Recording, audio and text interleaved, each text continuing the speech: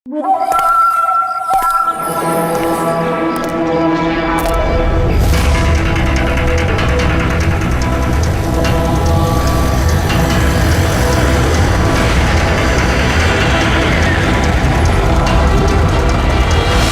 भाई, गाड़ी आगे ले।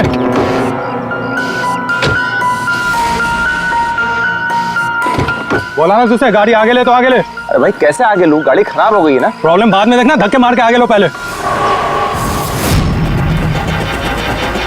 अरे आप लोग भी मदद कीजिए। हम क्या मदद करें, तुम जल्दी। इस आदमी को मैं पहचानता हूँ सर, इसका मतलब हमारी इन्फॉर्मेशन एकदम सही है। यानी कि वो रूट नाम का कंप्यूटर हैकर इसी जगह पे होगा, और वो रूट जरूर कोई खतरनाक प्लानिंग कर रहा है सर। चाहे कुछ भी हो जाए उसे जिंदा पकड़ना है, ये जानने के लिए कि उसका मिशन क्या है। और इस मिशन में तुम दोनों साइबर कॉप की आगे भी जरूरत लगेगी। तुम यस सर। यहाँ बाहर गेट पे खड़े रहना। ओके बाहर सर। नजर रखना। चलो।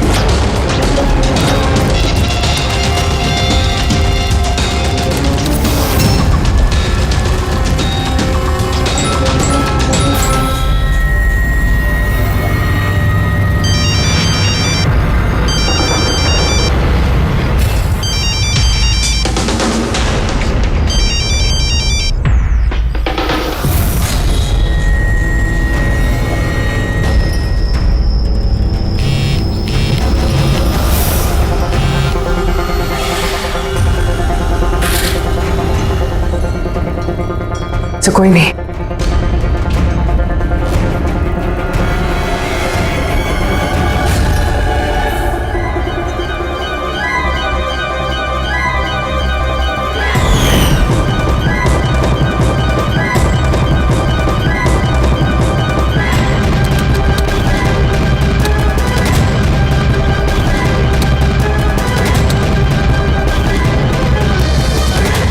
आप रेडी? सर सब जगह देख लिया, यहाँ पे कोई नहीं है। खबर तो गलत नहीं हो सकती, यहीं कहीं होना चाहिए। चलो देखते हैं।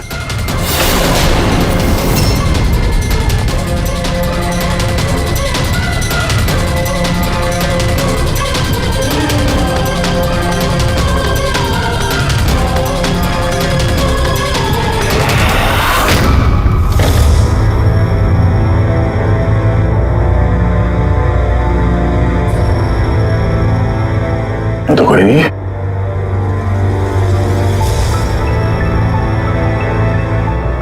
शहर अभी भी गर्म है, लगता है यहाँ पे कोई था अभी।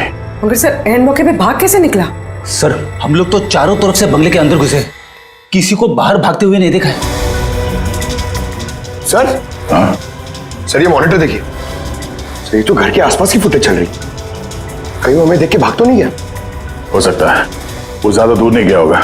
जरा इस जगह को अच्छी तरह से चेक करो, और पूर्वी इस कंप्यूटर को चेक करो, देखो क्या मिलता है। तब तक मैं गेट पे जाके देखता हूँ।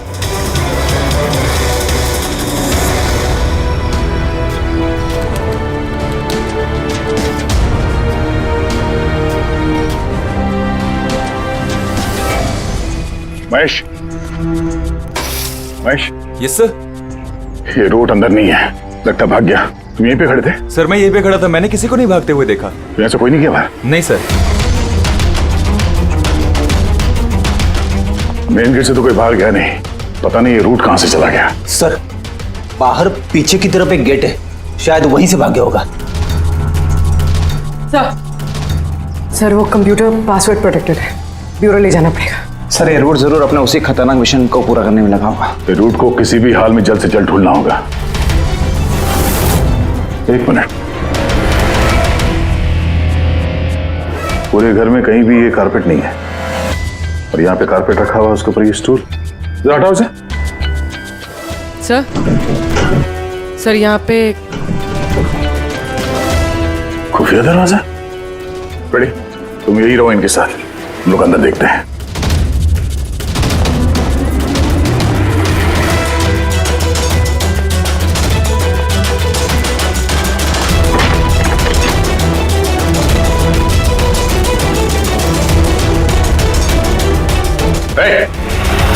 अब अगर अपने बचाव में कुछ कहना चाहती हो तो यही वक्त है। मुझे कुछ नहीं कहना, जो भी कहना मेरा वकील कहेगा। सर हमने इस रूट का कंप्यूटर सिस्टम एक्सेस कर लिया है और इंक्रिप्शन में भी सफल हो गए। कुछ पता चला? हाँ सर इसने पिछले कुछ दिनों में इंटरनेट पे भयानक वीडियोस पोस्ट किए। डार्क वेब पर sir. Actually dark web internet की एक ऐसी काली जगह होती है सर, जहाँ पर हर मुजरिम अपने गैरकानूनी कामों को एक टेक्नोलॉजी की मदद से अंजाम देता है, जैसे हथियारों की तस्करी हो, किडनी की चोरी या फिर किसी को मारने की सुपारी। सर ऐसा कोई भी काम नहीं है जो इस साइट पर नहीं होता है। समझ में ये बात नहीं आती, जब सब कुछ इतने खुले में होता है, सबको पता है, तो इसे रोकने के लिए हम कुछ करते क्यों नहीं? सर ये इतना आसान नहीं है। एक्चुअली इस साइट पर जाने के लिए आपको एक कंप्यूटर सॉफ्टवेयर की जरूरत होती है, जो चुनिंदा हाई प्रोफाइल मुजरिमों के पास ही होता है। जैसे कि ये रूट। Yes sir. और सर जैसे कि हमें पता है कि इस डार्क वेब पे आईपी एड्रेस और यूजर आईडी ये दोनों गुप्त रहते हैं। जरा दिखा कौन से वीडियो डाले हैं इस रूट ने।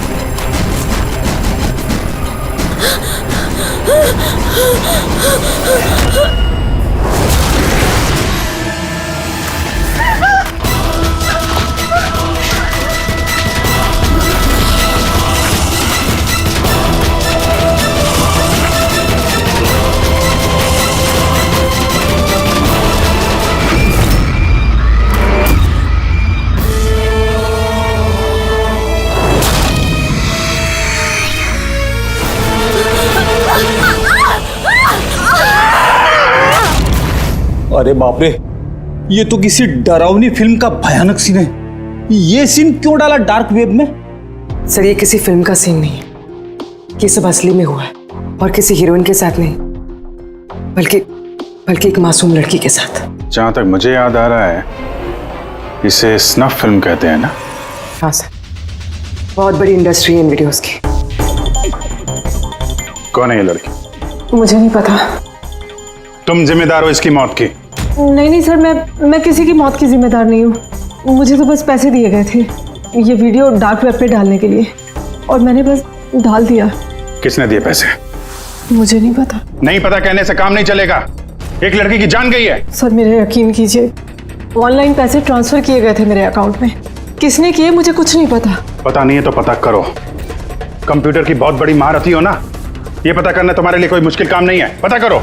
अभिजीत, अगर कोई इस तरह का फिल्म बना के अपलोड कर रहा है तो हमें जल्द से जल्द उस तक पहुंचना होगा जो ये मौत का खेल खेल रहा है। एक काम करते हैं, इस लड़की की फोटो सभी पुलिस स्टेशन में भेज देते हैं। एक बार पता चल जाए लड़की कौन है, सारा मामला साफ हो जाएगा।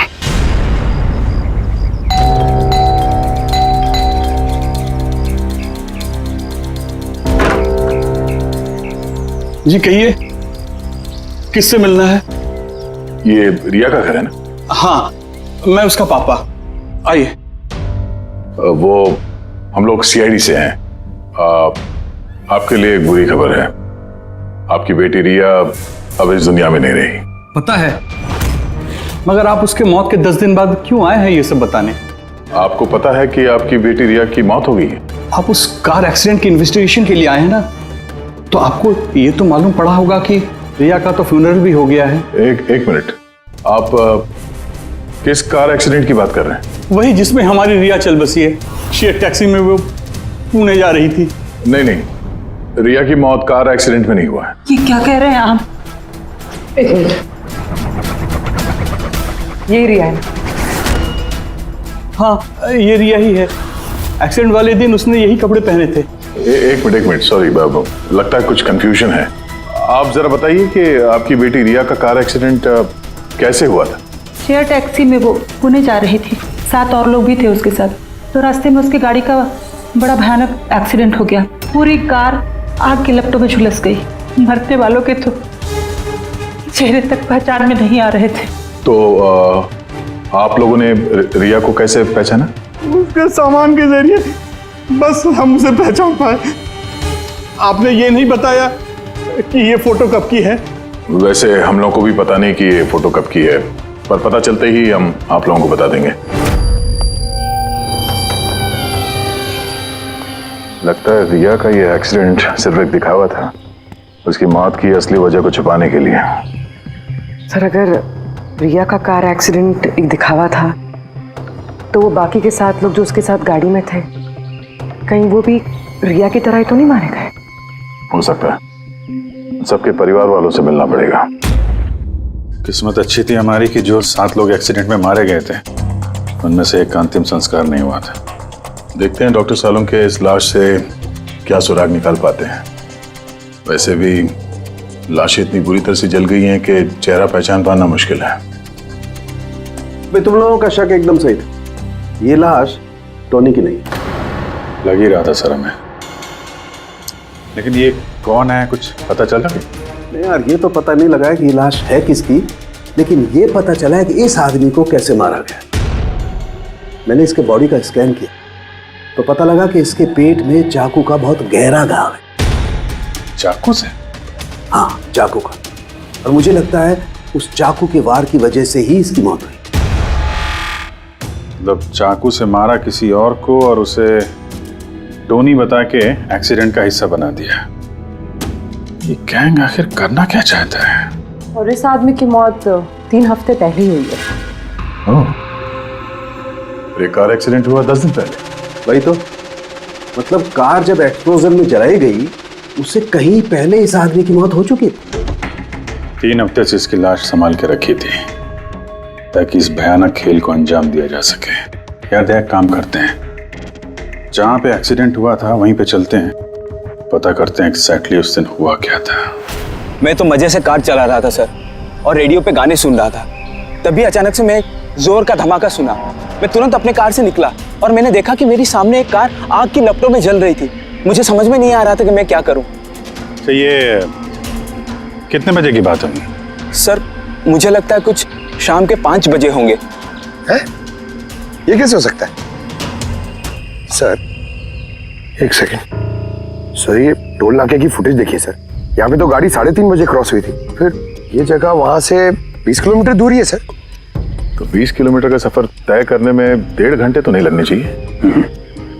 रास्ते में कोई ढाबा होटल भी नहीं है, कोई चाय वाय के लिए रुक जाए जहाँ पे? एग्जैक्टली। तो उस हिसाब से गाड़ी को यहाँ पे 4 बजे पहुंच जाना चाहिए था, मगर यहाँ पे एक्सीडेंट हुआ 5 बजे। इसका मतलब है ये जुर्म इस 1 घंटे में ही हुआ है। तो गाड़ी को उस समय कहीं ले जाया गया और उन सबको उतार के उसमें 7 लाशें रख दी गई। और उसके बाद गाड़ी को यहाँ पे लाके ब्लास्ट करवा दिया। सब प्लान था। सर, ऐसा लगता है इन सब लोगों को वहीं लेके गए हैं जहां पर रिया को लेके गए थे वो स्नफ फिल्म बनाने के लिए। जगह जल्द से जल्द ढूंढनी होगी यार। पूर्वी ने SMS भेजा तो किसी पेड़ की फोटो है। हाँ पूर्वी। सर, ये पेड़ जिसकी फोटो भेजी है मैंने, इसे मोरिंगा ओलिफेरिया कहते हैं सर। हाँ सर ठीक ऐसा ही पेड़ रिया वाले फुटेज में भी है। ये देखिए सर, उस फुटेज का स्क्रीनशॉट भेज रही हूँ मैं। सर ये पेड़ महाराष्ट्र के 2 जंगलों में पाए जाते हैं। ये तो एग्जैक्टली वैसे ही पेड़ है, महाराष्ट्र के 2 जंगलों में। कौन कौन से जंगलों में? सर एक जंगल है जो नासिक के पास है और दूसरा जंगल एक्सीडेंट वाली जगह से सिर्फ 1 घंटे की दूरी पे है और इस जंगल का नाम है प्रीफिक्स फॉरेस्ट। जरूर ये मौत का खेल इस प्रीफिक्स जंगल में ही हुआ है। प्रीफिक्स फॉरेस्ट तो काफी बड़ा जंगल है यार, मीलों तक फैला हुआ है। फॉरेस्ट ऑफिसर की मदद लेनी होगी।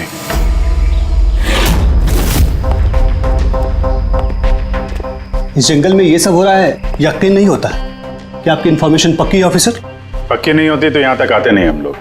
आप बताइए कुछ हाल फिलहाल में ऐसी कोई घटना आप लोगों ने कुछ सुनी हो, कुछ देखी हो, जंगल के अंदर कुछ हुआ हो? बिल्कुल नहीं, और अगर ऐसा कुछ होता तो हम जरूर उस पर ध्यान देते। चलो कोई नहीं, फिर भी अपनी तसल्ली के लिए एक बार हम जंगल देखना चाहेंगे। श्योर। वैसे सर, आप लोग पूरा जंगल देखना चाहेंगे? क्योंकि मीलों तक फैला हुआ है ये, इसमें काफी वक्त लग सकता है। नहीं, हम पूरा जंगल नहीं देखेंगे।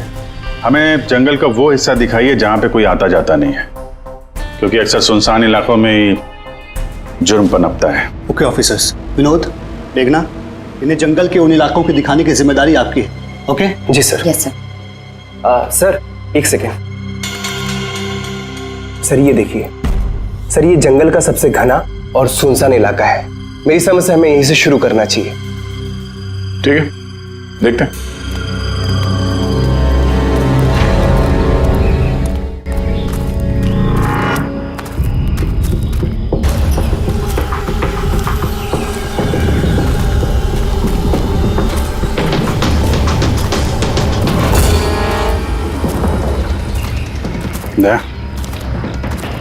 यहाँ पेड़ पे देखा?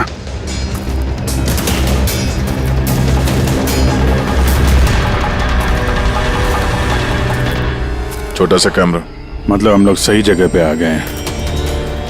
यही वो जगह है जहाँ पे वो फिल्म बनाई जा रही है। कैमरा ऊपर भी है, उस तरफ बैंड है।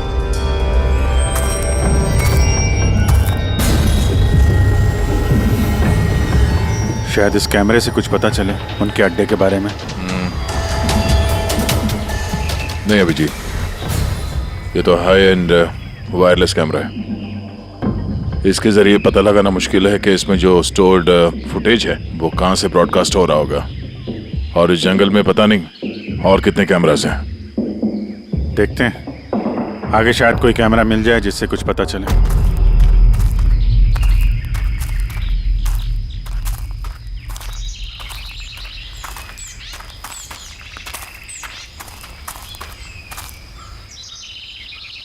सर, सही निशान देखिए।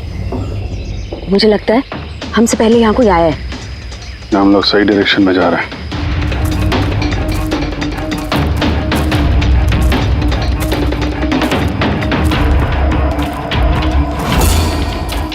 सर ये निशान यहीं तक है। सर इसका मतलब उनका अड्डा यहीं कहीं है।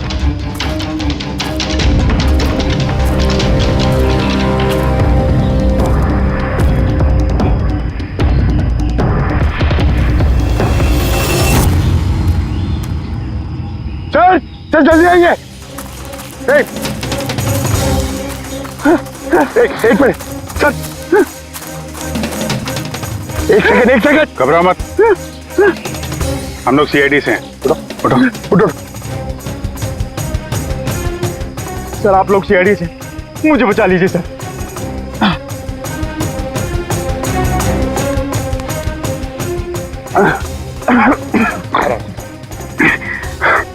यहाँ फंस कैसे गए तुम? सर मुझे इस जंगल से बाहर निकलने का रास्ता नहीं मिल रहा। सर उस खूनी ने एक एक करके सबको मार दिया। तुम लोग यहाँ आए कैसे?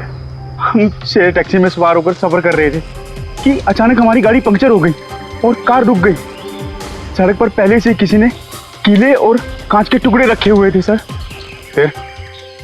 फिर इसके बाद कुछ लोग आए जिनके चेहरे नकाब से ढके हुए थे, और जब तक हम कुछ कर पाते उन्होंने हमें बेहोशी के इंजेक्शन लगा दिए। और जब मुझे होश आया तो मैं इस घने जंगल में था सर। सर मैं ही जानता हूँ कि इस जंगल में मैं भूख प्यास से कैसे रहा हूँ। कभी लकड़ी खाई तो कभी पेड़ के पत्ते, और जब भी किसी के चिल्लाने की आवाज़ आती तो समझ जाता किसी की जान चली गई। यहाँ जगह जगह कैमरे लगे हुए हैं। तुम्हारी किस्मत अच्छी थी कि तुम उनके पकड़ में नहीं आए। सर पकड़ इसलिए नहीं पाए क्योंकि उन्होंने एक कैमरा मेरे कमीज के बटन में लगाया हुआ था, और वो बटन मैंने तोड़कर फेंक दिया। शायद इसी वजह से वो मुझे ढूंढ नहीं पाए। तुम्हें अंदाजा है कि बाकी के लोगों में कितने लोग जिंदा हैं अभी तक? मालूम नहीं सर, पर कल रात जब मैं पेड़ पर बैठा हुआ था मुझे किसी के चीखने की आवाज़ आई थी। न जाने वो उनको घायल कर रहे हैं या फिर जान से मार रहे हैं सर। कि किस तरफ से आवाज़ आई थी, कौन सी दिशा से, कुछ याद है आपको? मेरे पेड़ इस तरफ, शायद उस तरफ से सर।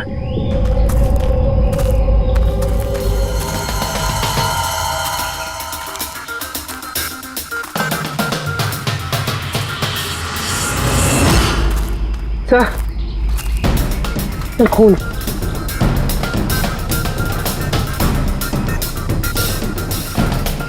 सर यहाँ पर भी। इसका मतलब उनमें से कोई घायल है। किस तरफ गया होगा? सर ये देखिए, खून के कुछ निशान इस तरफ भी जा रहे हैं। इस तरफ भी खून का निशान है और इस तरफ भी है। दोनों तरफ है, दोनों तरफ देखना पड़ेगा। पंकज, पूर्वी, तुम लोग इधर देख लो, हम लोग इधर देख लेते हैं। विनोद, तुम इनके साथ जाओ, और हाँ, हर आधे घंटे में अपडेट दे देना, ठीक है? आप आइए।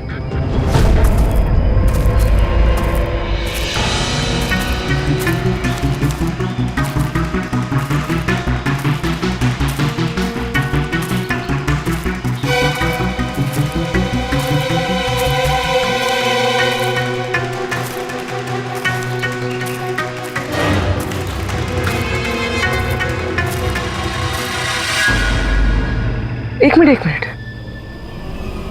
वो क्या है?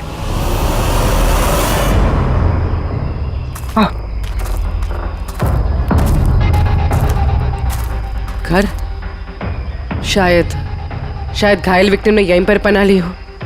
जंगल के बीच में घर, मगर नक्शे के हिसाब से तो यहाँ कोई घर नहीं था। हो सकता है ऐसे फिल्म बनाने वालों को ऐसे लोकेशंस की जरूरत पड़ती है ताकि उन्हें कोई ट्रैक ना कर सके। हो सकता है उस घर में जो घायल आदमी है वही मुजरिम हो सकता है पंकज, और ये भी हो सकता है कि आगे और भी कैमरास लगे हों। होशियार रहना।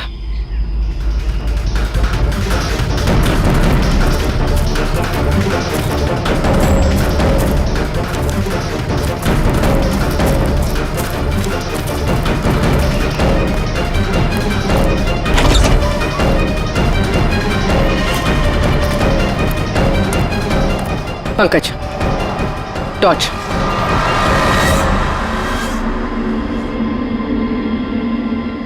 ये घर तो एकदम हिंदी फिल्मों की डरावनी पिक्चरों जैसा।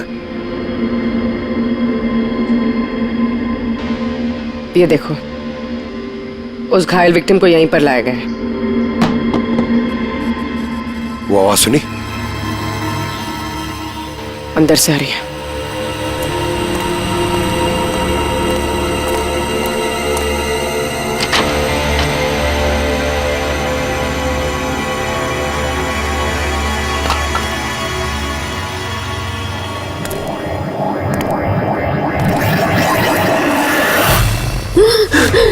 नहीं, छोड़ दो मुझे जाने दो। बाहर आओ। मेरे पास मत आना, मैंने कुछ नहीं किया। देखो, हम लोग सीआईडी से, घबराओ मत। आओ, कुछ नहीं होगा तुम्हें। आजा आजा।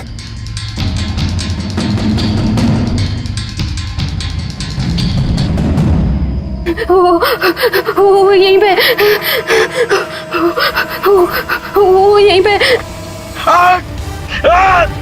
अरे पूर्वी, ये लाइट कहाँ से आ रही है? पंकज, मुझे कुछ दिखाई नहीं दे रहा। अरे पंकज सर, पूर्वी मैम, पंकज सर।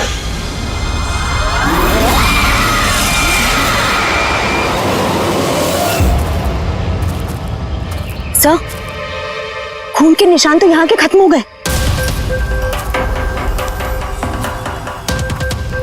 अरे ऐसे कैसे हो सकता है? घायल आदमी अगर यहाँ पर आएगा तो यहाँ से अचानक कैसे गायब हो जाएगा? शायद वो मुजरिमों के हाथ लग गया हो यहाँ इस पॉइंट पे पहुंचने के बाद। हो सकता है। पता नहीं मोहित के अलावा और कोई है जिंदा कि नहीं। 1 घंटा हो गया तो पूर्वी और पंकज का कोई फोन कॉल नहीं है।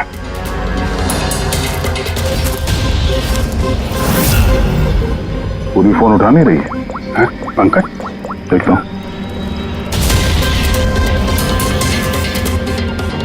पंकज भी फोन नहीं उठा रहा है। अरे यार किसी मुसीबत में नहीं है दोनों? चलो चल के देखते हैं। चलो। यहाँ पे खून इस तरफ गए थे।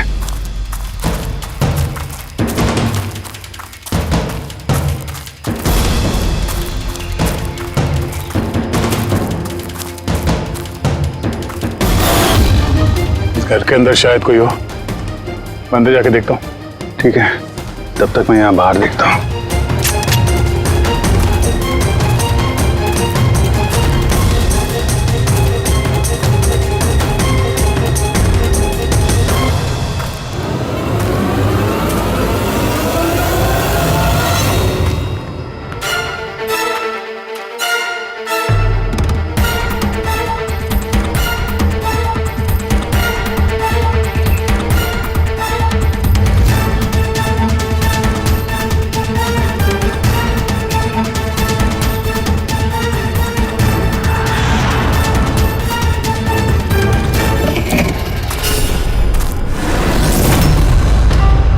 पंकज कब है?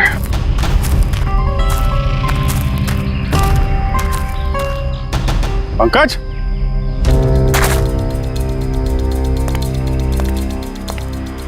पंकज?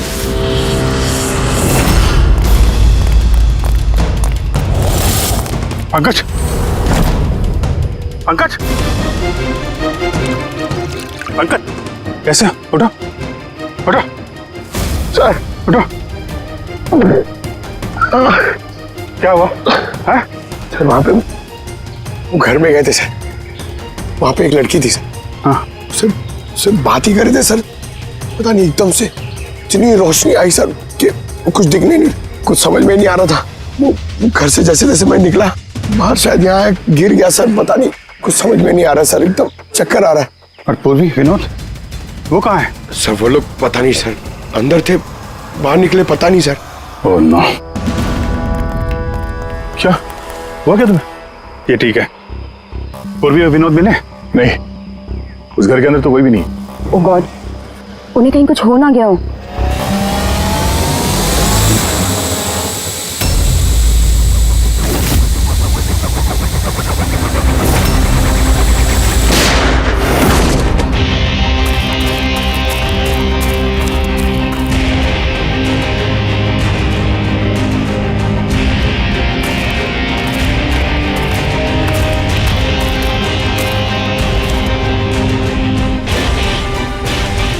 ये सब तो बड़ा मुश्किल होता जा रहा है। हमें वापस जाना होगा। चलो। क्या मतलब? एक हो गया। हमें ये नहीं मालूम है कि अपराधियों की तादाद कितनी है, कितने कैमरे लगा रखे हैं यहाँ पे, कितने हथियार हैं उनके पास। ऊपर से हम पे हर वक्त नजर रखे हुए हैं। अभी फिलहाल हम उनसे मुकाबला करने की तैयारी में नहीं है। और पूर्वी, उसे यहाँ पे अकेला छोड़ के चले जाएंगे हम लोग? यार दया देखो, पूर्वी उनके चंगुल में फंस चुकी है। हम उसको बचाने जाएंगे तो हम भी नहीं बच पाएंगे। अभिजीत, क्या हो क्या गया तुम्हें? कुछ याद है सीआईडी में हमें पहले क्या सिखाया था? यही कि सबसे पहले अपने साथी को पीछे मत छोड़ना, चाहे वो जिंदा हो या मर चुका हो। अरे यार, हर लड़ाई रूल बुक के हिसाब से नहीं लड़ी जा सकती। हमें यह भी सिखाया गया था कि प्रेजेंस ऑफ माइंड का इस्तेमाल करना अलग अलग परिस्थितियों में। आई एम सॉरी, तुम्हारे इस थॉट से मैं एग्री नहीं करता। I am sorry. तुम्हें जाना है तुम जा सकते हो, बिना पूर्वी के मैं यहाँ इस जंगल से बाहर नहीं जाने वाला। जिद मत करो दया, हमें यह भी नहीं मालूम है कि पूर्वी जिंदा है कि नहीं। अभिजीत, वो एक सीआईडी ऑफिसर है, इतनी आसानी से हार मानने वाली नहीं है। वो बेचारी अकेली लड़ रही होगी उन मुजरिमों से। और अब जब उसे सबसे ज्यादा जरूरत है हमारी। हम पीठ दिखा के भागेंगे यार। ज्यादा जरूरी यह है कि जो लोग उस गिरोह के कैद में नहीं आए हैं उनको बचाया जाए। और तुम्हें पूर्वी की इतनी परवाह है, तुम जिद मत करो, मेरे साथ चलो। हम लोग अच्छी प्लानिंग बना के वापस आएंगे। चलो। इसे हो क्या गया? सर कभी ऐसे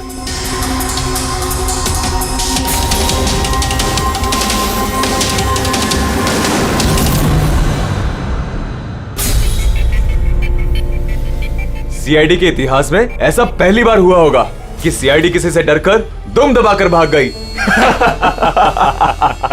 हाँ सर, पहुंच गए आप? हाँ बस उसी जंक्शन पे रहिए, हम लोग आते हैं वहां पे। अरे सालुंके सर, आप यहाँ? मैं यहाँ। आइए। अरे तुम्हें क्या लगा हम लोग पूर्वी को ऐसे ही छोड़ देंगे जंगल में मरने के लिए? हैं? तो आपका और दया सर का झगड़ा झूठा था। जब अभिजीत ने वहां पे कैमरा देखा तो उसने मुझे इशारा किया। पता नहीं और कितने ड्रोन लगा रखे होंगे हम पे नजर रखने के लिए।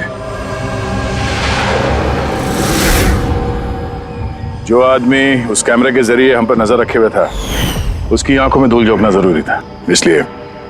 अब वो लोग ये सोच के बैठे होंगे कि हम लोग जंगल से निकल गए, थोड़े रिलैक्स भी हो जाएंगे। यही मौका है हम पे हमला करने का। अभिजीत, ये लो, ये तुमने मंगाया था। ये क्या डिवाइस है सर? ये जैमर है पंकज। आसपास इस एरिया में जितने भी कैमरे होंगे सब जैम हो जाएंगे। अब वो हम पे नजर भी नहीं रख पाएंगे। और ये ड्रोन पे जो कैमरा लगा है, इसकी रेंज 7 किलोमीटर है सिर्फ। बैटरी तो खत्म होने वाली है। इसका मतलब अगर हम इसे नहीं पकड़ते तो ये वापस उनके अड्डे पे जाता बैटरी बदलने के लिए। जरा आईपैड निकालना, नक्शा निकालो उसमें।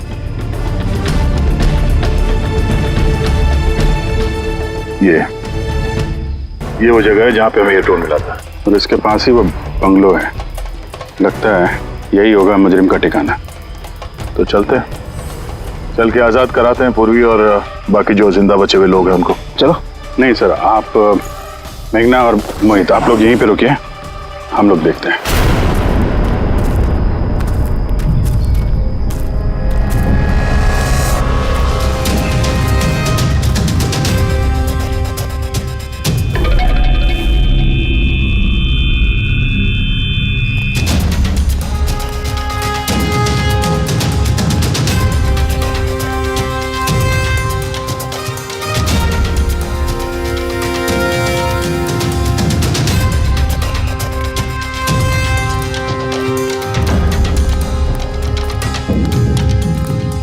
यार, पूरा सिस्टम बंद कैसे हो गया? देखना कुछ। जैसे आवाजें आ रही हैं। बंद कैसे हो सकता है पूरा सिस्टम?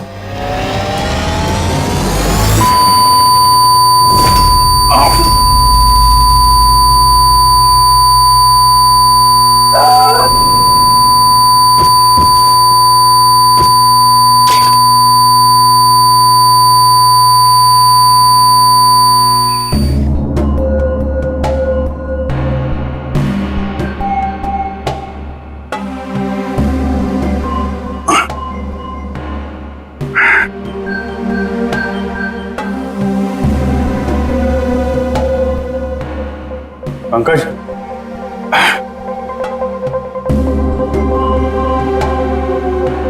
पंकज, हमारे स्वागत की पूरी तैयारी कर रखी थी इन लोगों ने। सर ये लोग अगर हमें मारना चाहते तो पहले ही मार देते। हमें मारते हुए क्या ये फिल्म बनाना चाहते हैं?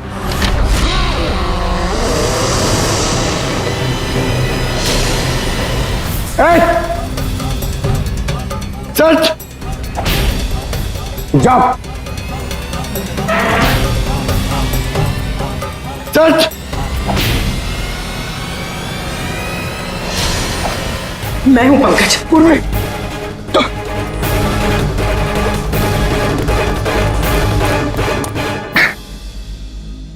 तुम ठीक हो? हाँ सर। वो लोग किधर हैं? सर उस तरफ।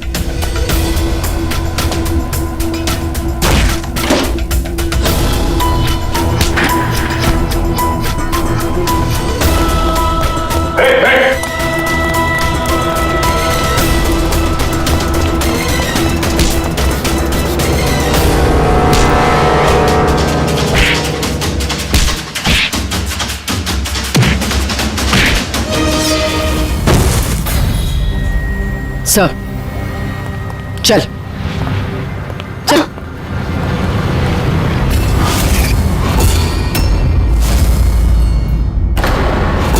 मेघना तुम? वाह, हमें तो लग रहा था कि हम मुजरिमों की आंखों में धूल झोंक रहे हैं।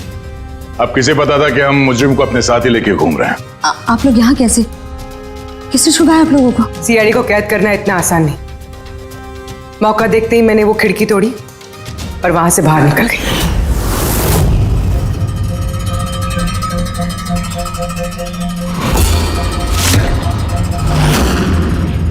और उसके बाद मैंने उन्हीं लोगों का पीछा किया जिन लोगों को तुमने भेजा था मुझे ढूंढने के लिए। और फिर मैंने उस नकाबपोश आदमी को देखा और उसका भी पीछा किया।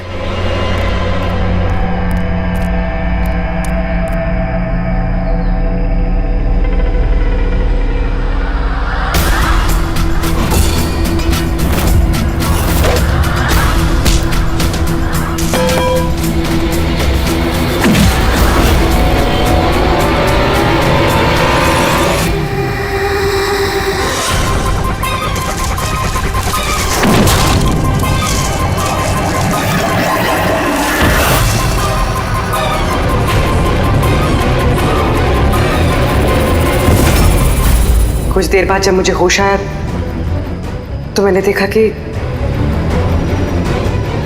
मगर इससे पहले कि मैं बाकी ऑफिसर्स तक पहुंच पाती, तुम्हारी उस सोनिक बूम वाली आवाज ने इन्हें बेहोश कर दिया था। वो तो मेरी किस्मत अच्छी थी कि मैं दूर थी और उस आवाज का मुझ पर कोई असर नहीं हुआ। और फिर मैंने सोचा कि क्यों ना उस नकाब को ही मैं अपना हथियार बना लूं। जिस बेरहमी से तुमने लोगों की जान ली है, तुम तो औरत कहलाने के लायक भी नहीं हो। अब ये बताओ, तुमने ये सब किस लिए किया? ये सब मैंने पैसों के लिए किया है सर। जितने पैसे मुझे इस काम के लिए मिल रहे थे ना, उतना तो मुझे अपनी जॉब में 5 साल में भी नहीं मिलता। और वैसे भी क्या फर्क पड़ता है, रोज इतने लोग मरते हैं, अगर 2-4 और मर गए तो क्या हुआ? तुम्हें शायद मालूम नहीं है कि तुम कितनी बीमार हो। बाकी लोग कहाँ हैं जो तुम्हारे साथ में थे? मैंने किसी को कोई नुकसान नहीं पहुंचाया सर, इतनी भी बुरी नहीं हूं मैं। और वैसे भी मैंने कोई भी खून अपने हाथों से नहीं करा है। मुझे तो एक औरत ने करोड़पति बनने का ऑफर दिया था जो मैंने एक्सेप्ट कर लिया। कौन औरत? बहुत अजीब सा नाम था उसका।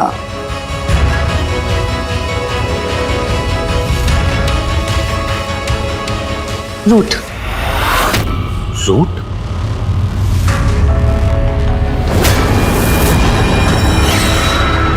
तो रूट है इस सबके पीछे मास्टरमाइंड। अब उसने ऐसा क्यों किया, उसका जवाब तो अब वही देगी। जहां तक तुम्हारा सवाल है, कानून तुम्हें कड़ी से कड़ी सजा देगा।